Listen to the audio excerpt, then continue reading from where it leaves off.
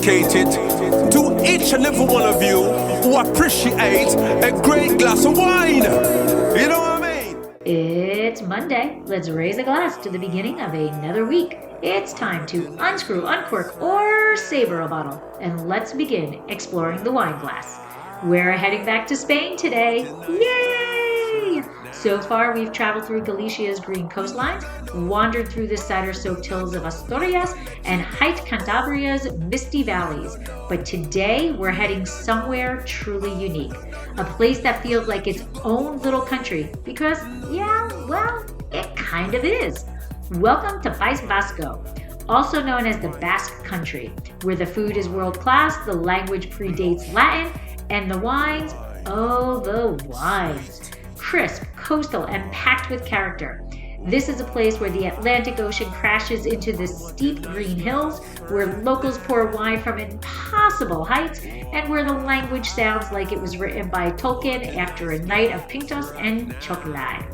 So grab your glass, maybe pour something with a little spritz to it, and let's dive into the story of Basque wine, a region that's small in size but enormous in character. Please take a moment of your time to subscribe, rate, and review Exploring the Wine Glass. It's completely free, and it is a great way to let other wine lovers know about the podcast. Be sure to head over to the website, exploringthewineglass.com, to read my award-winning blog and to see what else I have been up to. And most of all, please tell your friends about the podcast. Slancha! Hey everybody, I'm Lori Budd, a UC Davis winemaking program, Spanish wine scholar, sommelier service, champagne and Côte d'Aron specialist, and a WSET Level 2 graduate. You can find Exploring the Wine Glass on all the socials, as well as your favorite podcast catchers. If you haven't subscribed yet, now's the perfect time to swipe, subscribe, rate, and review. Stay in the know about all things wine by visiting my website, exploringthewineglass.com.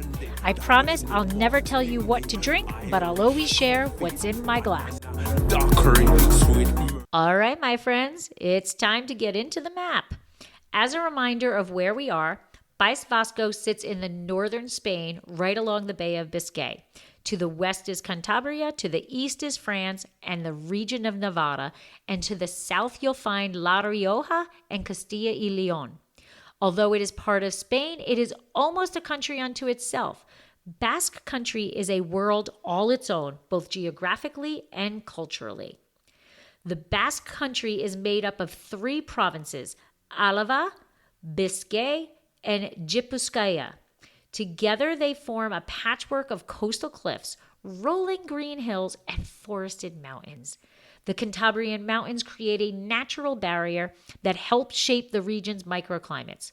Together, they form a symphony of green, rolling hills, steep slopes, dramatic cliffs, and fishing villages that look like they were painted straight out of a storybook. If Cantabria feels like where the ocean and the mountains shake hands, then País Vasco is where they dance. The Basque Coast gets lashed by the Atlantic, shaping not just the weather, but the very personality of the wines. The inland areas, like Álava, shift from sea breeze to sun-kissed vineyards, creating microclimates that make each subregion distinct. It's this collision of geography, mountain meets sea, mist meets sunshine, that makes Basque wine so interesting. One hillside vineyard can give you briny, citrusy whites, while a few miles inland, you're sipping structured reds that share ancestry with some of the greats. The Basque climate is Atlantic maritime, meaning mild temperatures, plenty of rain, and constant ocean influence. We know that Galicia is green Spain. You can consider País Vasco, its moodier cousin. Along the coast, in the provinces of Biscay and Gipuzkoa, vineyards are often battered by wind and fog, producing wines with bracing acidity and lower alcohol.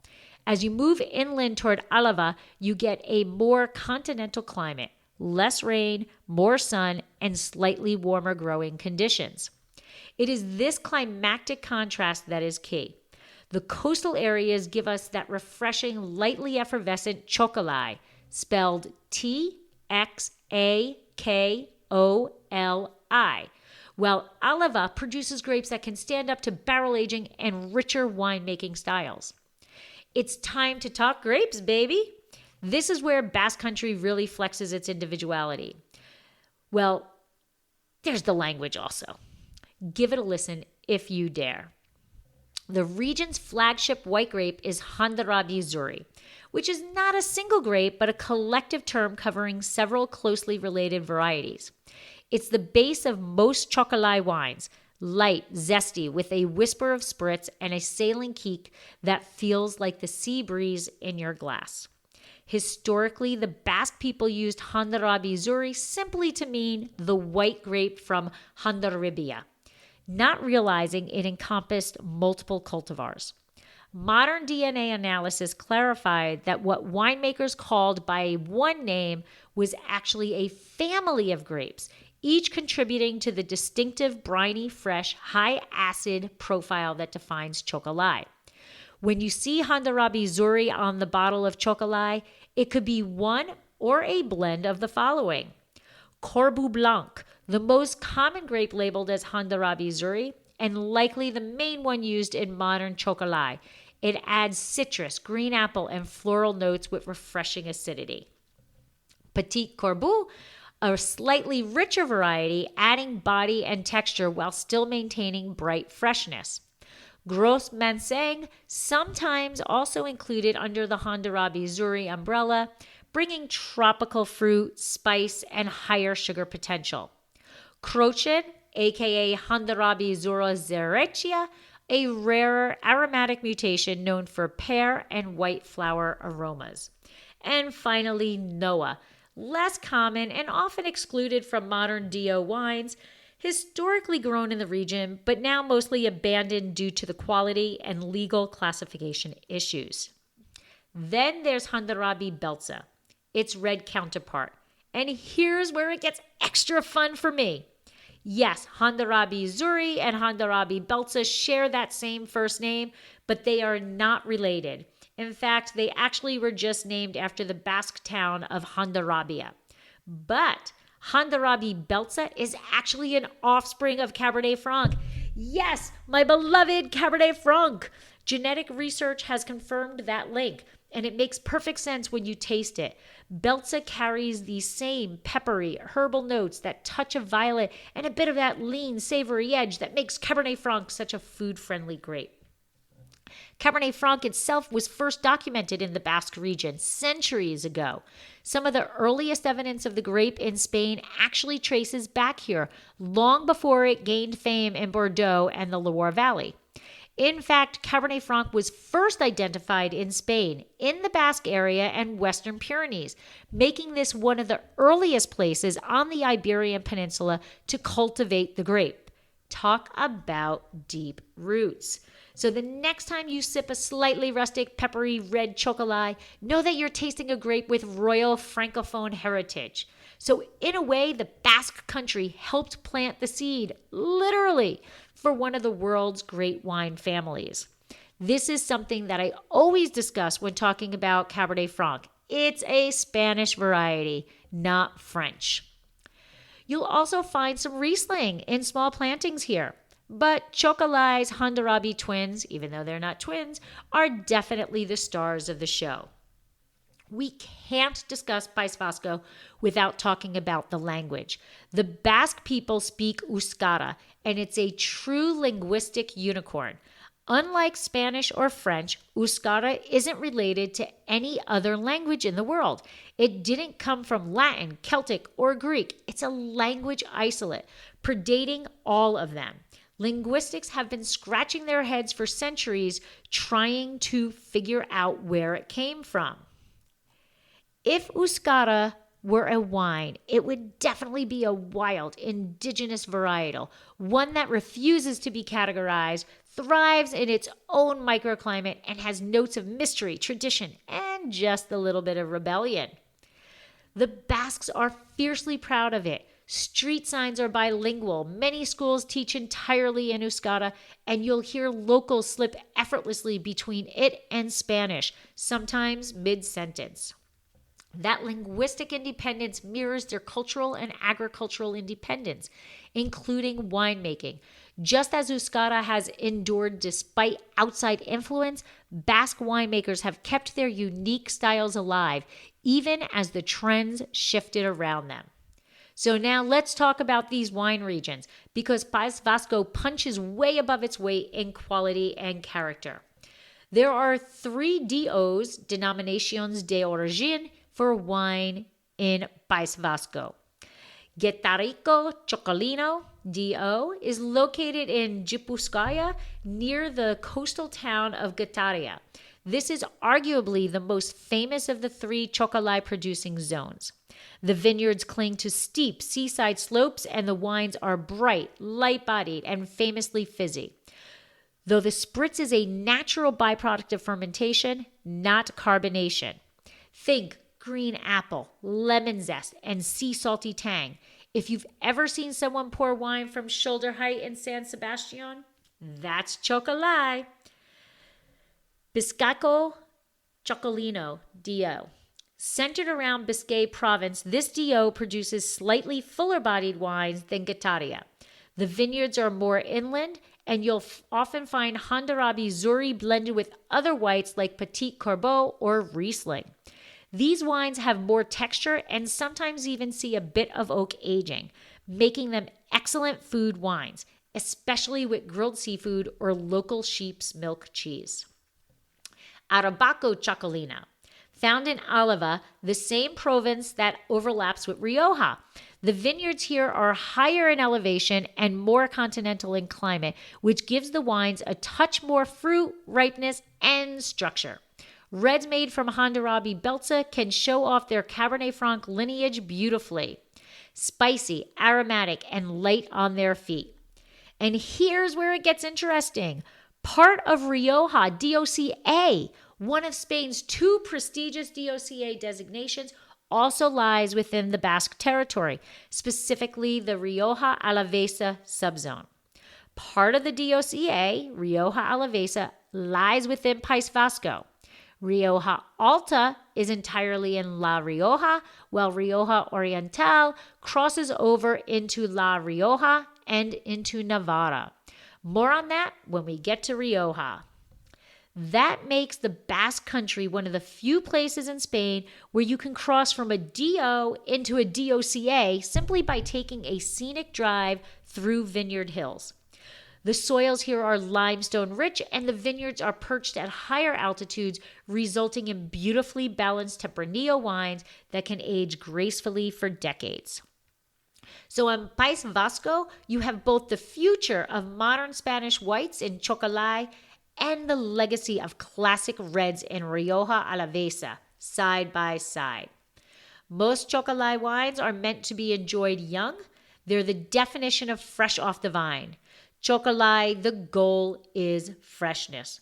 Most wines are made in stainless steel tanks and bottled young, typically within a year of harvest, to preserve that bright acidity and faint fizz. Some producers are experimenting with lees aging and added texture for oak for depth, but those remain the exceptions. But when we're talking about Rioja Alavesa, the traditional Rioja aging system still reigns. Crianza, Reserva, and Gran Reserva. Remember, Crianza is at least 1 year in barrel and 1 in bottle. Reserva, at least 1 year in barrel, 2 in bottle. And Gran Reserva, a minimum of 2 years in barrel and 3 in bottle.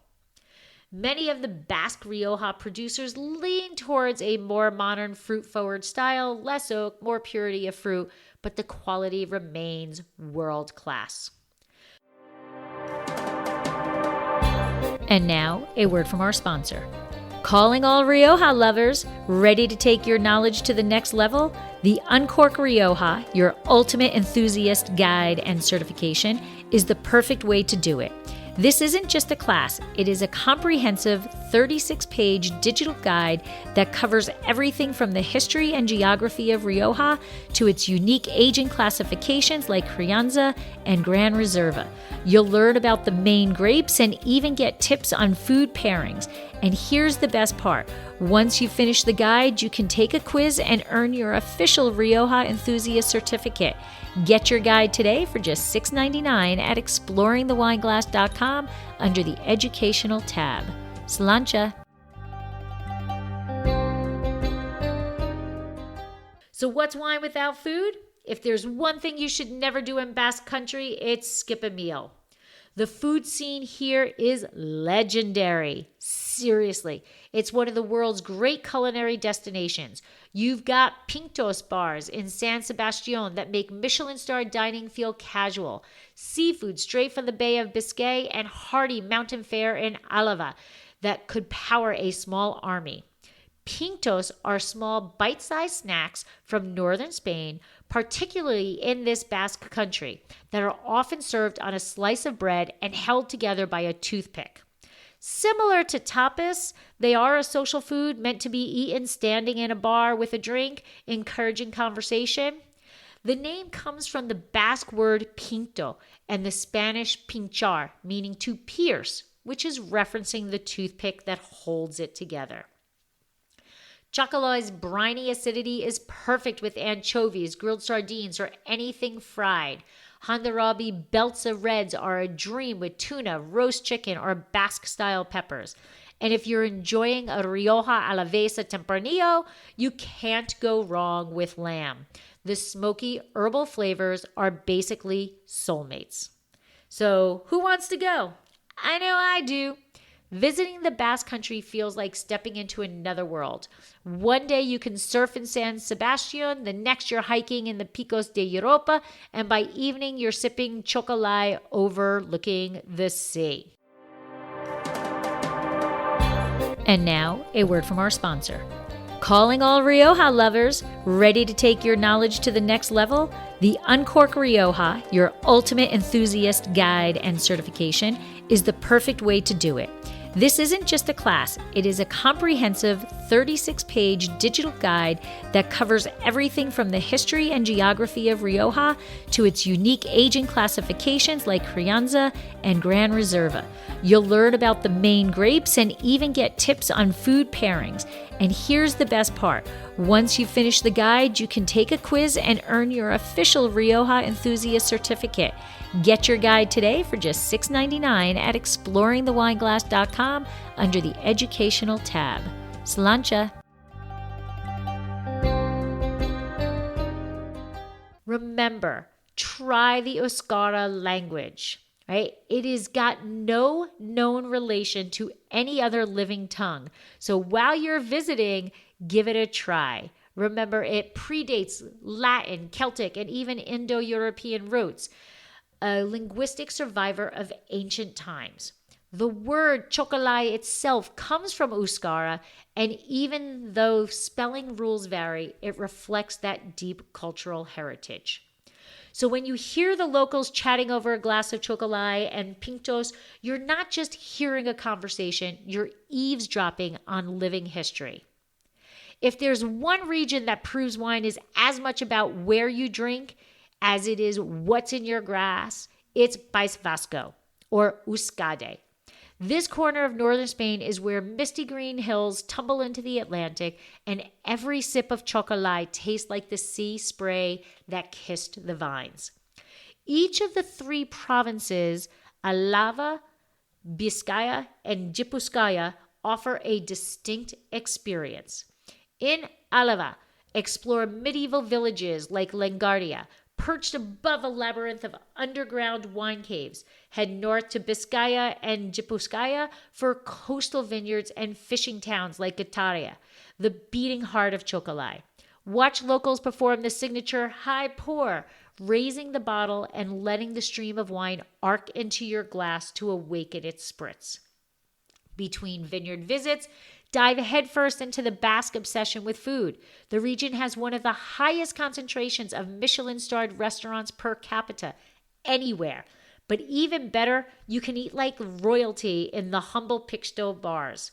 Grab a gilda, which is anchovy, olive, and guindilla pepper, and a chilled Txakoli, and you've basically mastered the Basque way of life. And don't skip San Sebastian, Donostia. With its shell-shaped bay, cobbled streets, and endless pinto crawl, it's pure sensory joy. There's something almost poetic about sipping a wine that mirrors its landscape, brisk, oceanic, and alive with character.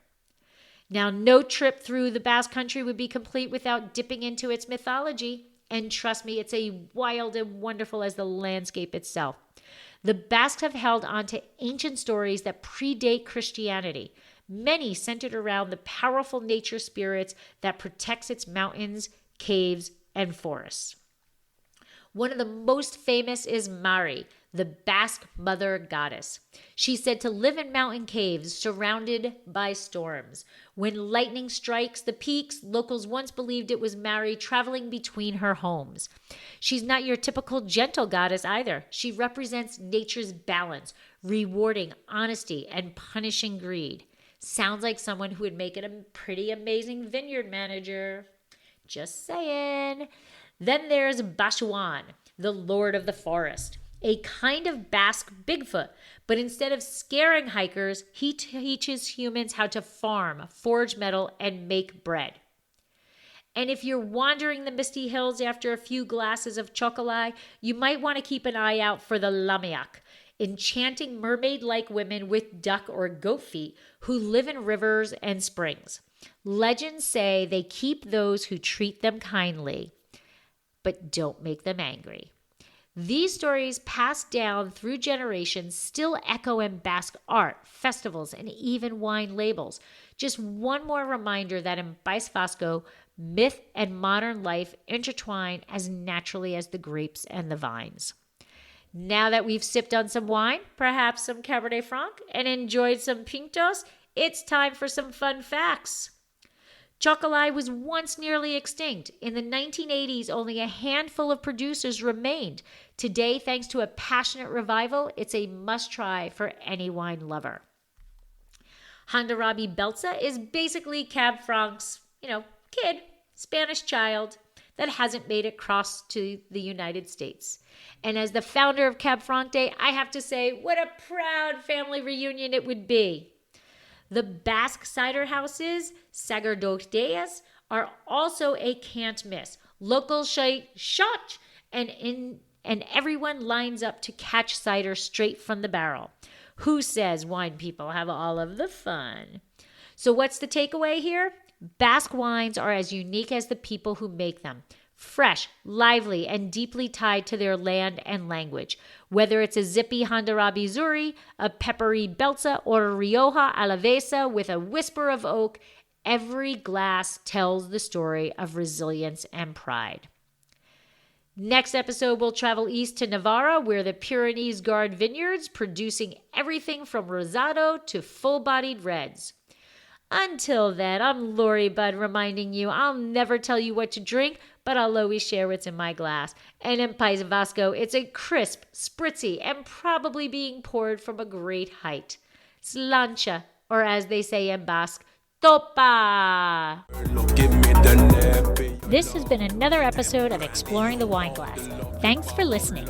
If you have suggestions on what topics you would like me to discuss, please reach out on social media. You can find me on Twitter, Instagram, and Facebook as Exploring the Wine Glass. I am also on LinkedIn as Lori Hoyt Budd. Of course, you can always email me at exploringthewineglass@gmail.com and sign up for my newsletter at exploringthewineglass.com. If you enjoyed what you heard, please rate, review, and subscribe to help others find me more easily. And most importantly, tell your wine-loving friends, because if you like the podcast, they will too. Podcast music is Wine by Kevins. Until next week, slancha!